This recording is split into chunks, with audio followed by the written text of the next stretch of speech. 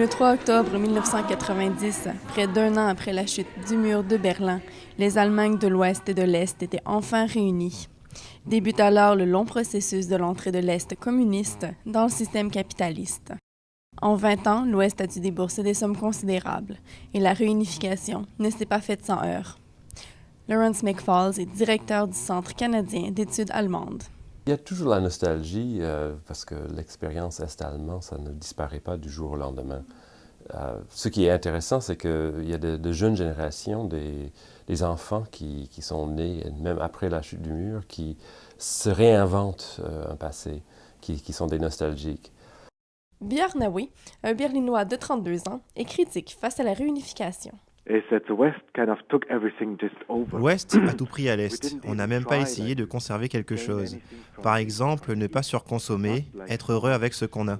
Je pense que ce sont de bonnes valeurs. Ce que veut dire cette nostalgie-là, ils vont tous finir, ou à peu près tous finir par dire que ce n'est pas sérieux, qu'ils ne veulent pas aller en arrière. Mais c'est aussi une fonction de la mémoire humaine. On oublie les côtés négatifs et on se souvient de ce qui était joyeux. Un récent sondage mené par la chaîne de télévision publique allemande ZDF indique qu'à peine 14% des Allemands regretteraient en fait la réunification.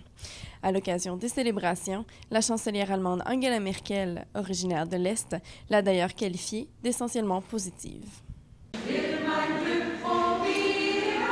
Les commémorations se sont rendues jusqu'à Québec, où la communauté allemande organisait des festivités au Musée de la Civilisation.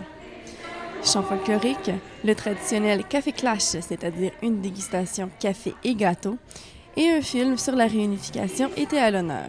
Pour la communauté allemande de Québec, il était important de se remémorer le sens de cet événement. Et la leçon que j'en ai tirée, c'est qu'au niveau politique et peut-être au niveau tout court, il n'y a rien qui est impossible. Ça change un peu. Je pense que maintenant, il y a une nouvelle génération parce que là, les jeunes qui ont 20 ans, et je pense là, ils sont ouverts au monde, ils vont voyager.